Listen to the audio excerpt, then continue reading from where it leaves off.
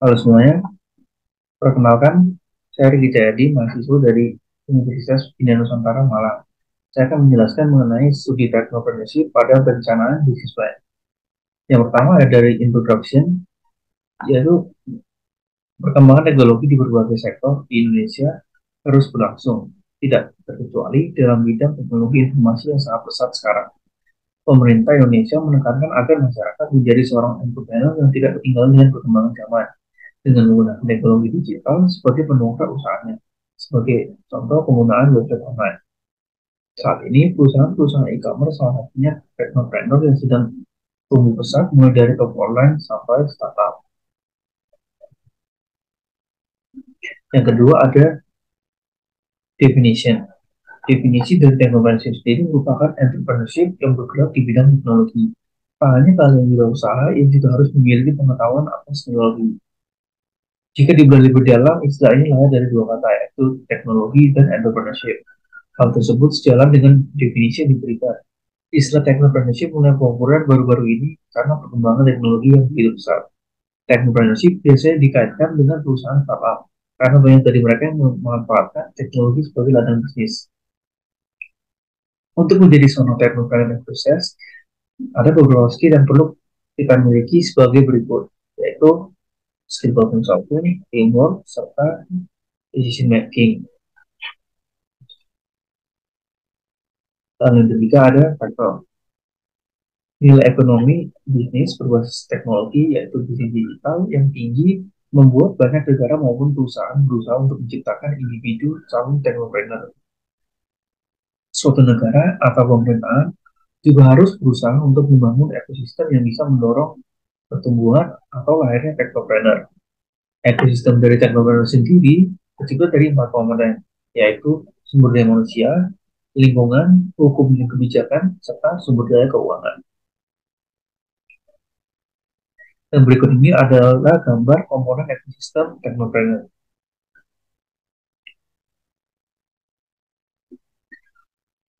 Lalu yang berikutnya ada implementasi. Berikut ini merupakan beberapa langkah atau cara untuk menjadi seorang technopreneur. Yang pertama yaitu membangun tim. Technopreneurship merupakan kombinasi antara keahlian teknis dengan bakat kewirausahaan, namun pada dasarnya tetap sama. Ketika kita memiliki ide cemerlang, maka ini adalah waktu yang tepat untuk mencari dukungan. Dan jika kita tidak memiliki pengetahuan mengenai teknologi, maka rekrutlah orang yang paham teknologi. Jika kita memiliki cakapan di bidang teknologi, maka kita membutuhkan pakar pemasaran. Lalu yang kedua ada skill problem solving.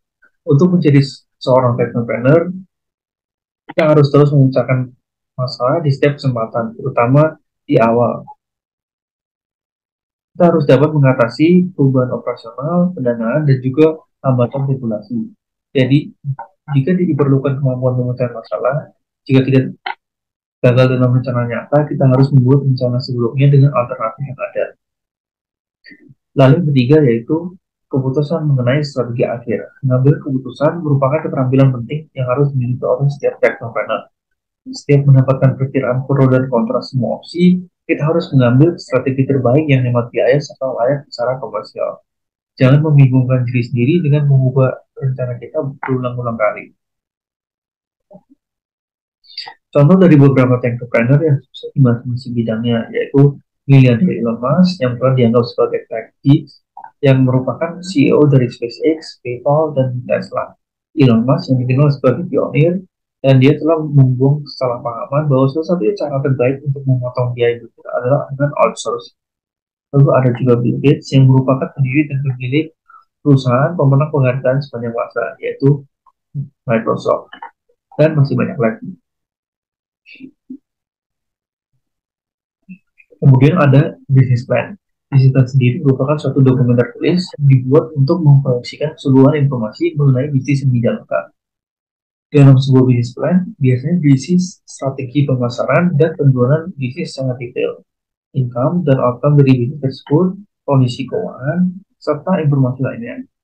Ketika seorang pembisnis membuat business plan, tentunya perlu memikirkan keputusan yang tepat. Fungsi dari dibuatnya business plan sendiri adalah menjadi acuan bagi pemimpin yang dapat mencapai tujuan dalam jangka panjang. Selain itu, bisnis plan dapat menggambarkan apakah bisnis tersebut layak dan mampu menghadapi segala tantangan di depan. Bisnis plan sendiri tentunya akan berperan penting dalam perencanaan ide bisnis technopreneurship. Karena sebagai seorang pebisnis, kita perlu menuliskan rencana-rencana kita, mulai dari ide, strategi penjualan, strategi pemasaran, keuangan, dan lain sebagainya pada sebuah bisnis plan.